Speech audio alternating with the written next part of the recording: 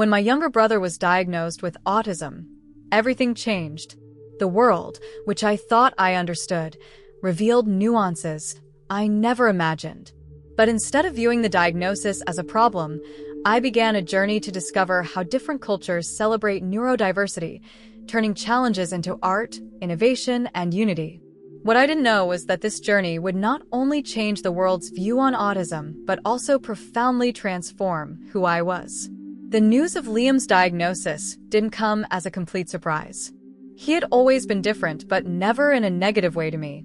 He had a way of getting lost in the details of a puzzle or spending hours absorbed in reading a technical manual that most people would find tedious. However, to the world around us, these differences were seen as barriers. When Liam was diagnosed at the age of 15, I heard well-meaning but painful comments from friends and even family. It's going to be tough for him. He'll never have a normal life. I hated those words. Liam was normal to me, normal in the way he was. It was during a visit to my parents' house that I realized how much I wanted to change this narrative. I was sitting in the living room, watching Liam assemble an absurdly complex puzzle. He seemed at peace, completely focused. I grabbed my camera and filmed for a few minutes. Later, I watched the video and saw something no one had ever mentioned about my brother. He was beautiful in his uniqueness. I decided it was time to do something. As a documentary filmmaker, I had the tools to tell stories that mattered. Why not use that to show the world the beauty of neurodiversity? That's when I came across a call for proposals from an NGO called Voices for Inclusion, offering funding for projects that explored social inclusion. I sent in my proposal, a documentary on how different cultures celebrated autism in creative and inspiring ways. The idea seemed bold, but incredibly necessary. When I received the news that my project had been accepted, I rushed to tell Liam. He was in the backyard, exploring an ant colony with the same intensity others reserved for art or music. "Liam," I called, holding up the printed email. "I made it. I'm going to make a documentary about autism."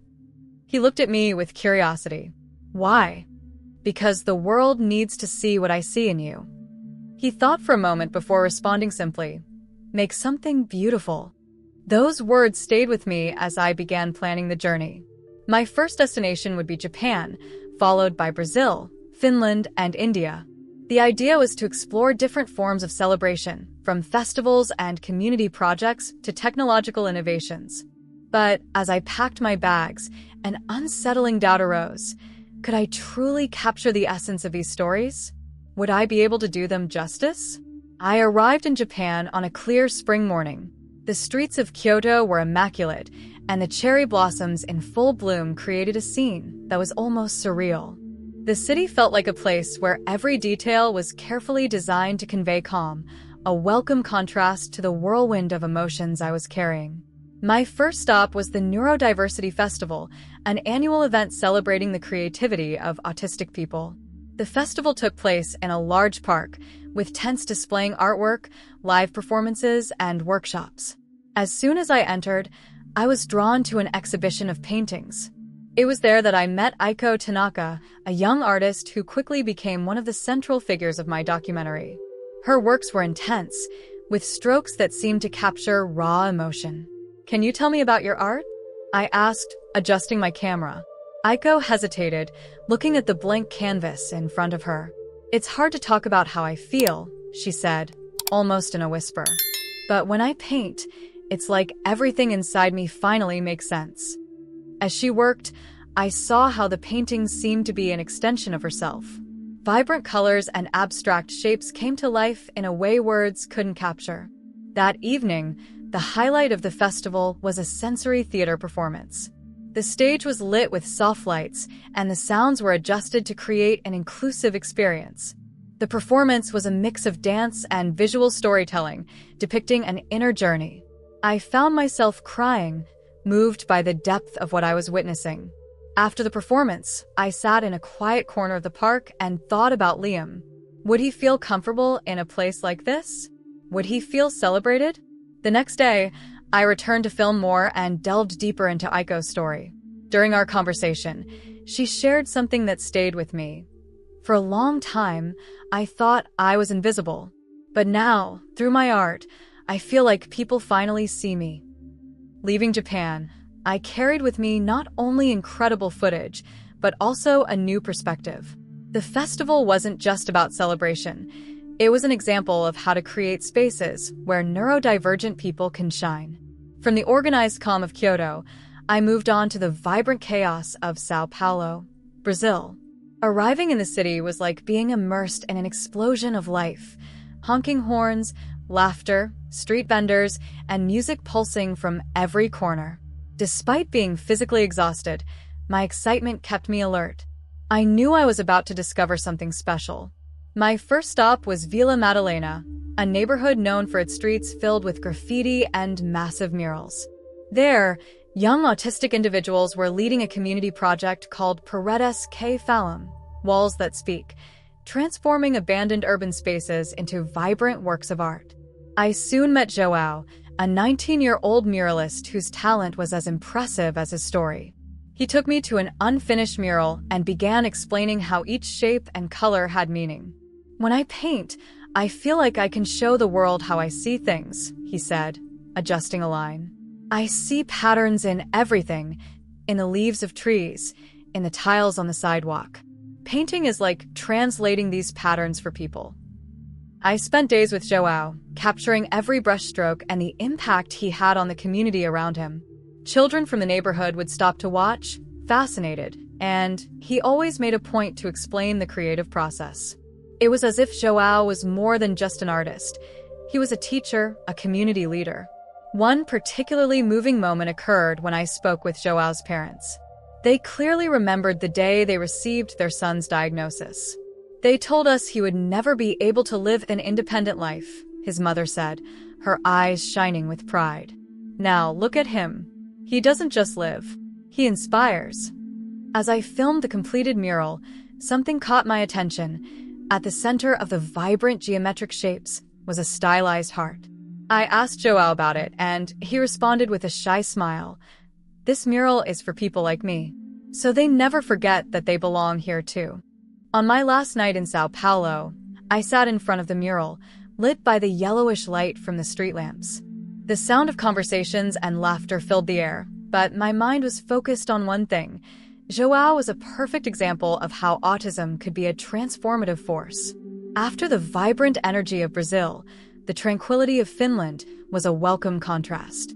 In Espoo, a small town near Helsinki, the air was cold and crisp, and the streets were covered in a thin layer of snow. My mission there was to explore a school known for its inclusive and revolutionary approach. Upon entering the school building, I was greeted by Dr. Rajiv Patel, an Indian educator who had moved to Finland years ago to help implement curricula adapted to the needs of neurodivergent children.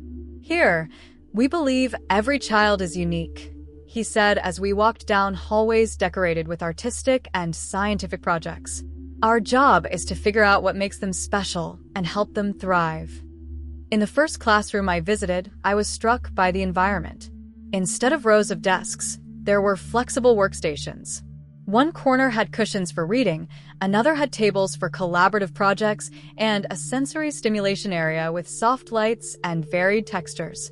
It was in this room that I met Linnea, a 12-year-old girl who was programming a robot to help librarians organize books. "I like building things that make life easier for people," she explained, carefully holding the robot. When I asked her what she liked most about school, her answer was simple but powerful. "Here, no one asks me to be different from who I am." The impact of this inclusive environment was evident. Neurodivergent and neurotypical children learned together, interacting in ways that showed mutual respect and curiosity. During a break, I watched a group of children playing a board game. When one of the children began to feel overwhelmed, another immediately suggested they take a break. Empathy seemed to be woven into the system. Later, I interviewed Linnea's parents, who shared how the school had transformed their daughter's life. Before coming here, Linnea hated going to school. She felt like no one understood her, her father said. Now, she's excited every day.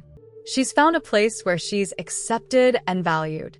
At the end of the day, while watching a student project presentation, Dr. Patel said something that stayed with me.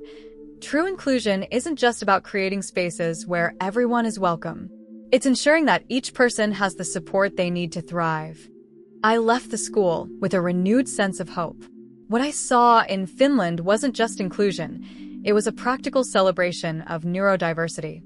After leaving the calm and order of Finland, I boarded a flight to vibrant India. As soon as I arrived in Mumbai, I was greeted by the orchestrated chaos of the city.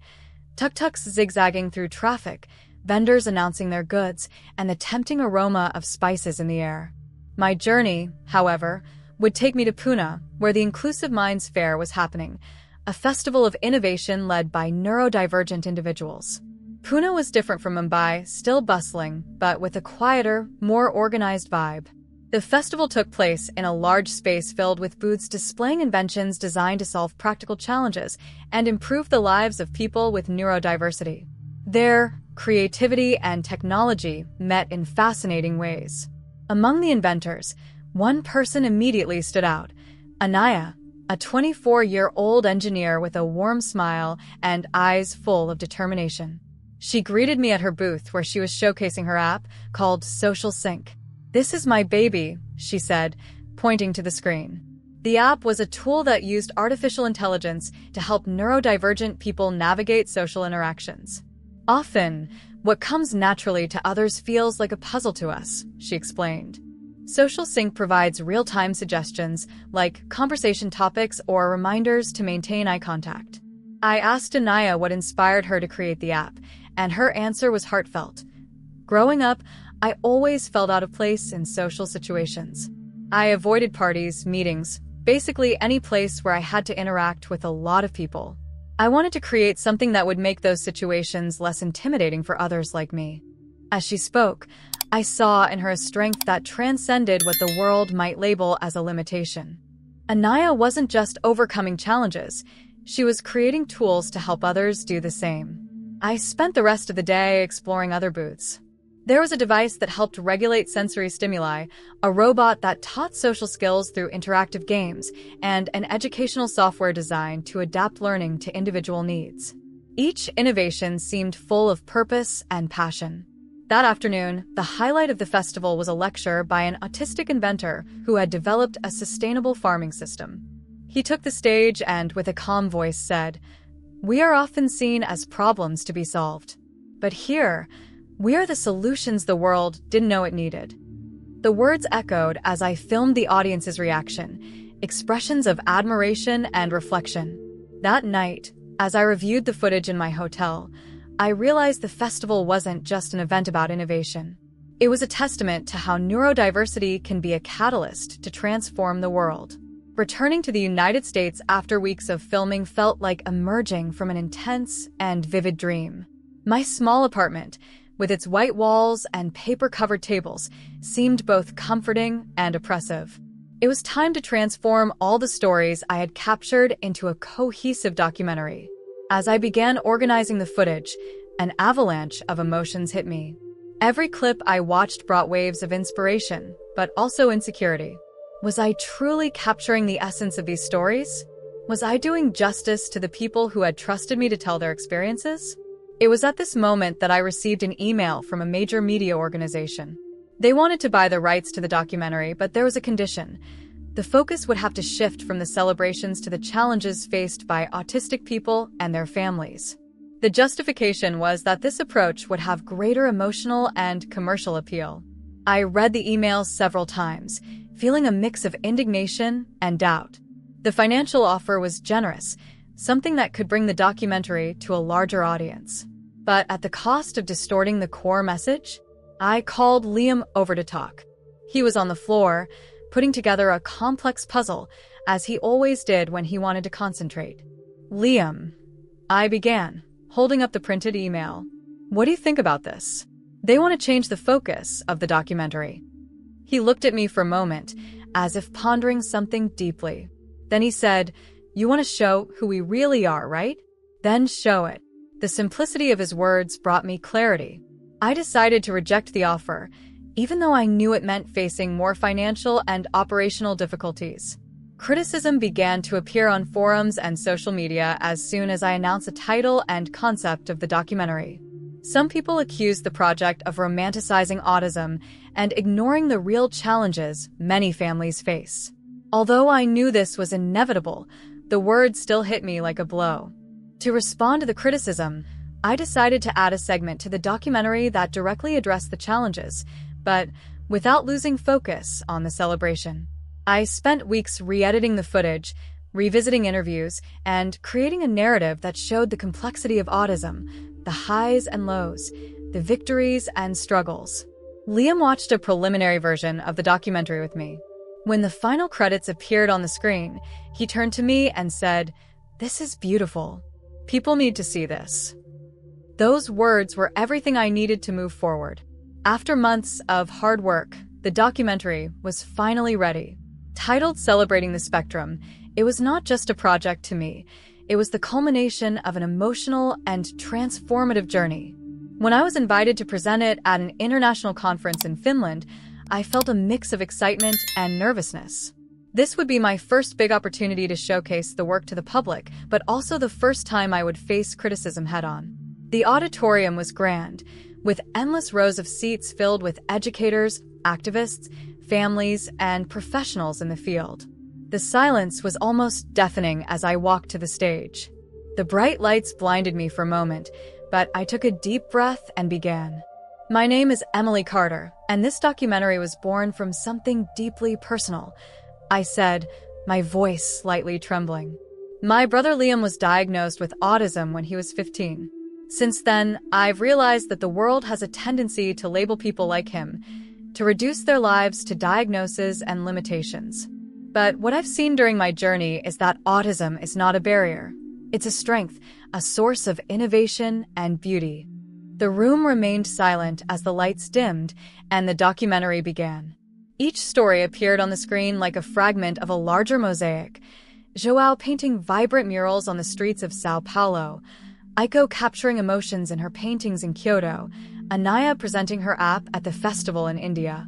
Each image was accompanied by the voices of these extraordinary individuals, sharing their perspectives with raw honesty. When the segment on challenges was shown, depicting the initial struggles of Joao's parents and Aiko's journey of acceptance, I noticed the audience was deeply engaged. Some people wiped away tears discreetly. Others kept their hands on their chins, thoughtful. At the end, the screening was met with a standing ovation, but I knew the Q&A session would bring challenges. It didn't take long. "Don't you think you're romanticizing autism?" asked an older woman from the back row. As the mother of an autistic child, I can tell you that there's nothing celebratory about many of our daily struggles. I swallowed hard, feeling the weight of the question. "I understand your concern," I began, carefully choosing my words. The goal of this documentary is not to deny the challenges. It's to show that even amid the struggles, there are stories of strength, innovation, and beauty that deserve to be told. There's no single narrative about autism. This project is just one piece of a much bigger puzzle. Her response seemed to calm her, but it didn't completely erase my own insecurity. Other questions followed, this time more positive, and many participants asked how they could replicate the initiative shown in the film in their own communities. After the presentation, a woman and her teenage son approached me. "Thank you for showing that my son can be more than just a diagnosis," she said, with tears in her eyes.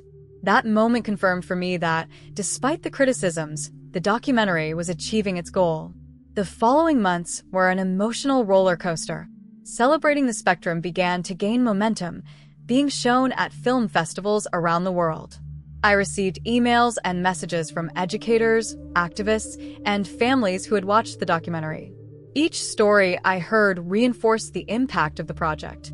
A teacher in Canada wrote saying they had started an art program inspired by Joao's murals. A school in Australia adapted its curriculum to include the technology developed by neurodivergent inventors like Anaya. In several places, the stories I captured were inspiring real, tangible changes. But it was the message from Liam that impacted me the most. One day, he sat next to me as I reviewed emails and said, "I watched the documentary again." "Oh yeah? What did you think this time?" I asked, trying to sound casual. "I liked it," he said, with that subtle smile he always wore, as if it held something more. I saw myself in the people. That phrase stayed with me. Throughout the journey, I had been trying to show the world what I saw in Liam. Now he was seeing himself in others, in the stories I helped tell. Yet, I knew there was still much work to be done. I decided to start a new project, this time exploring the challenges and accomplishments of autistic adults in the workplace. During my journey, I realized that many autistic individuals faced significant barriers to achieving financial and professional independence, despite their unique abilities. While planning the new project, I received a message from Joao. It was a photo of a new mural he had just finished with the words, "The world is more beautiful when everyone can see the colors." Below, he wrote, "For you, Emily. Thank you for believing in us." That night, I sat on the couch with Liam, and he showed me a new puzzle he was trying to solve. "This is the hardest one yet," he said, focused. "Do you think you can solve it?" I asked, curious. He looked at me with unshakable calm. "Of course. Everything fits eventually." His words made me smile. The puzzle, I thought, was a perfect symbol of what this journey represented. The world may be complicated and full of unique pieces, but with patience and empathy, everything can fit. And as Liam always reminded me, it's my mission to help people see that.